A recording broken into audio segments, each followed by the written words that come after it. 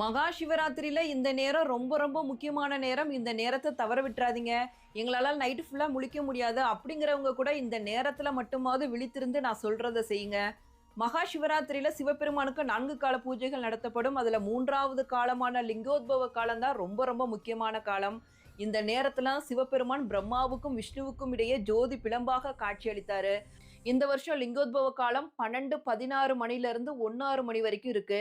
இந்த நேரத்துல என்ன பண்ணணும்னா ரொம்ப ரொம்ப முக்கியமானது, நம்ம முதுகு தண்டுவடத்தை செங்குத்தா வைத்து அமர வேண்டும். அதான் நேராக இருக்கிற மாதிரி வைத்து அமர்ந்து சிவபெருமானோட பஞ்சாட்சர மந்திரமான ஓம் நம சிவாயா அப்படிங்கிறத சொல்லி தியானம் பண்ணுங்க.